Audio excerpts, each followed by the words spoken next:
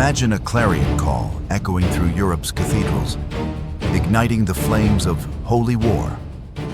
In November 1095, at the Council of Clermont in France, Pope Urban II raised the cross high, urging Christians to take up arms and embark on a sacred crusade to reclaim Jerusalem and the Holy Lands from Muslim control. The 11th century saw the rise of a formidable new power in the Islamic world, the Seljuk Turks. Originating as nomadic tribes from Central Asia, they converted to Islam, achieved a string of military triumphs, and established dominance over the Middle East.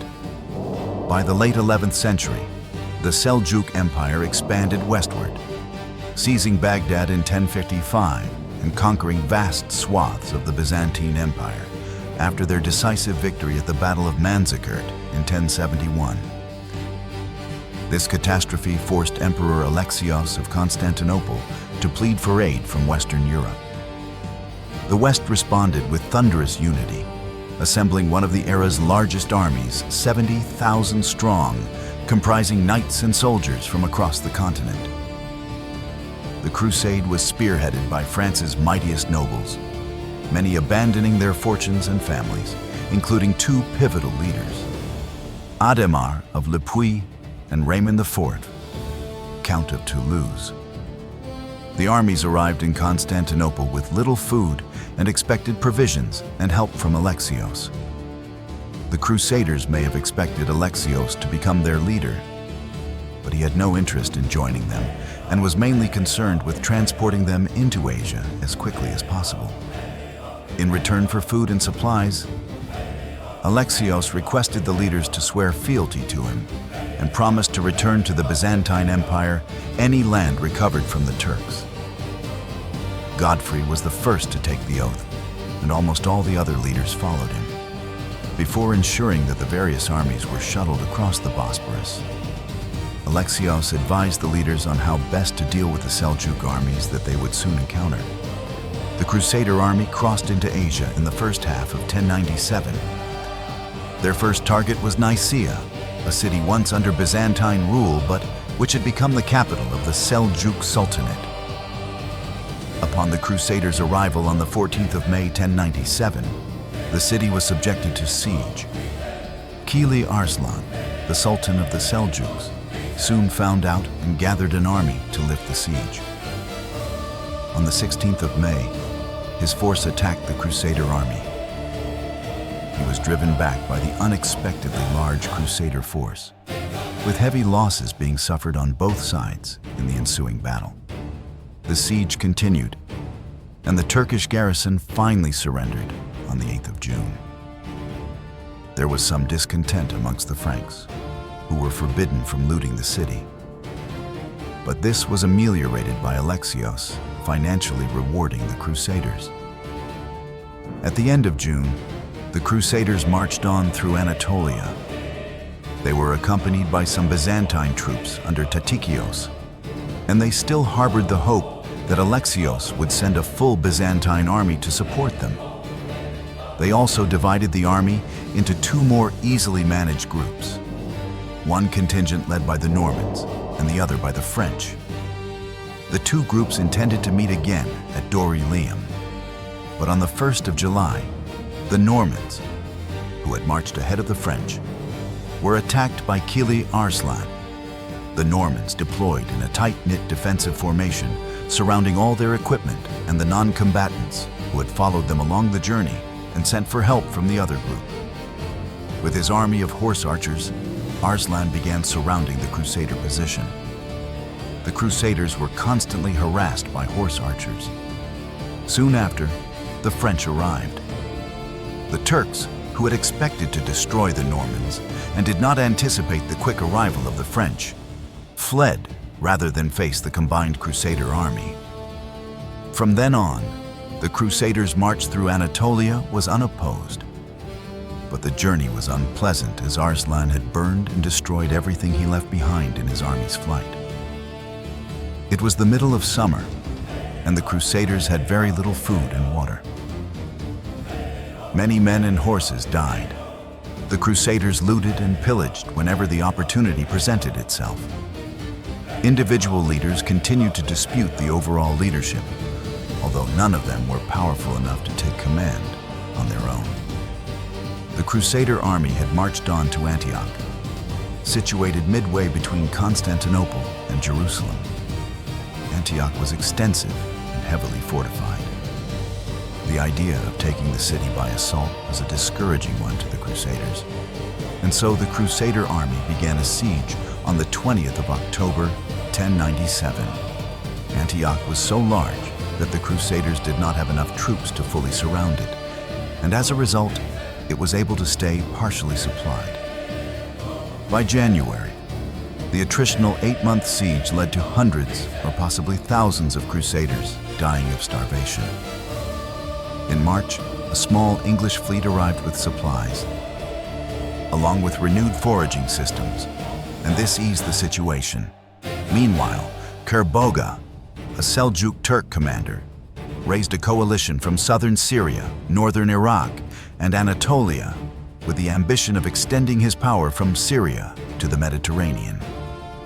Back at Antioch, Bohemond persuaded the other Crusader leaders that if Antioch fell, he would keep it for himself, and that an Armenian commander of a section of the city's walls had agreed to allow the Crusaders to enter. The Armenian Firuz helped Bohemond and a small party enter the city on the 2nd of June and open a gate, at which point horns were sounded. The city's Christian majority opened the other gates, and the Crusaders entered in the sack. They killed most of the Muslim inhabitants and many Christian Greeks, Syrians, and Armenians in the confusion. 1 month later, the vanguard of Kerbogha's 40,000-strong army arrived and surrounded the Franks from the 10th of June.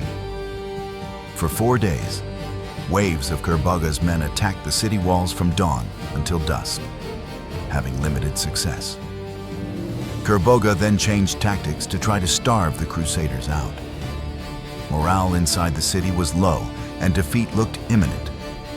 The Franks sought terms for surrender that were refused. On the 28th of June 1098, at dawn, the Franks marched out of the city in 4 battle groups to engage the enemy. The discipline of the Muslim army did not hold, and a disorderly attack was launched. With very few casualties, the Muslim army broke and fled the battle. Following the battle, Bohemond asserted his claim to Antioch, but not everyone agreed. So the crusade was delayed for the rest of the year, while the nobles argued amongst themselves.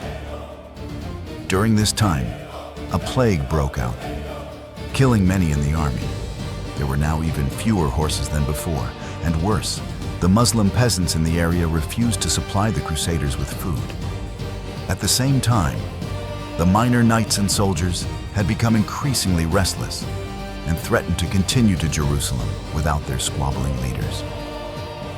Finally, at the beginning of 1099, the march restarted, leaving Bohemond behind as the first prince of Antioch. Proceeding down the Mediterranean coast, the Crusaders encountered little resistance as local rulers preferred to make peace with them and furnish them with supplies rather than fight. The Crusader forces began to grow, with Robert Curthose and Tancred agreeing to become vassals. The Crusaders then initiated a siege of Arca, a city in northern Lebanon, on the 14th of February, 1099.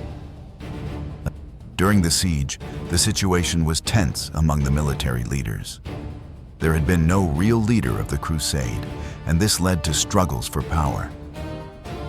The siege of Arca lasted until the 13th of May, when the Crusaders left, having captured nothing. At Jerusalem, the Fatimids had recaptured Jerusalem from the Seljuks and attempted to make a deal with the Crusaders, promising freedom of passage to any pilgrims to the Holy Land on the condition that the Crusaders not advance into their domains. But this was rejected. The Fatimid Iftikhar al-Dawla was governor of Jerusalem and well aware of the Crusaders' intentions, so he expelled all of Jerusalem's Christian inhabitants. On the 7th of June, the Crusaders reached Jerusalem. Many Crusaders wept upon seeing the city they had journeyed so long to reach. The Crusaders' arrival at Jerusalem revealed an arid countryside lacking in water or food supplies. Here, there was no prospect of relief. By the time the Crusader army reached Jerusalem, it had been estimated that only about 12,000 men, including 1,500 cavalry, remained. There was no hope of trying to blockade the city as they had at Antioch. The Crusaders had insufficient troops, supplies, and time. Instead, they resolved to take the city by assault. While Godfrey and Tancred made camp to the north of the city, Raymond made his to the south. On the 13th of June, the Crusaders began the first assault. During this first assault, many Crusaders did not take part due to the divisions in leadership. The Crusaders managed to reach the walls with ladders, and a battle began for the walls. The men who had climbed the walls were killed. Seeing this, the rest of the Crusaders who partook in the first assault retreated. After the failure of the initial assault, a meeting between the various leaders was organized, and it was agreed that a more concentrated attack would be required in the future. On the 17th of June, a party of Genoese mariners under Guglielmo Embriaco arrived and provided the Crusaders with skilled engineers and, perhaps more critically, supplies of timber to build siege engines. News arrived shortly after that a Fatimid relief army had set off from Egypt, giving the Crusaders a very strong incentive to make another assault on the city. The final assault on Jerusalem began soon after this information reached the Crusaders. A final push was launched at both ends of the city. Raymond's troops attacked the south gate while the other contingents attacked the northern wall. On the northern side, the Crusaders scaled the walls and began to capture them. The speed at which the Crusaders reached the walls caused a panic, and the defenders soon abandoned the walls, allowing the Crusaders to enter the city. After the successful assault on the northern wall, the defenders fled to the Temple Mount, pursued by Tancred and his men. The defenders formed up around the temple and mounted their last stand. When the city defenses dwindled, the Crusaders stormed through the city and massacred the inhabitants. With the Crusaders now in the city, Raymond and his men marched into the city.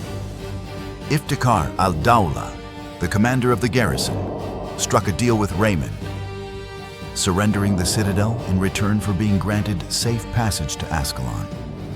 The slaughter continued for the rest of the day. Muslims were indiscriminately killed, and the Jewish people who had taken refuge in their synagogue died when it was burnt down by the Crusaders. Jerusalem had fallen. On the 22nd of July, a council was held in the Church of the Holy Sepulchre to establish governance for Jerusalem. Godfrey was then elected leader, accepting the title Advocatus Sancti Sepulchri, or Defender of the Holy Sepulchre. The majority of Crusaders now considered their pilgrimage complete and returned home. Only 300 knights and 2,000 infantry remained to defend the city. There were many who had gone home before reaching Jerusalem, and many who had never left Europe at all. When the success of the crusade became known, these people were mocked and scorned by their families and threatened with excommunication by the Pope. Back at home in Western Europe, those who had survived to reach Jerusalem were treated as heroes.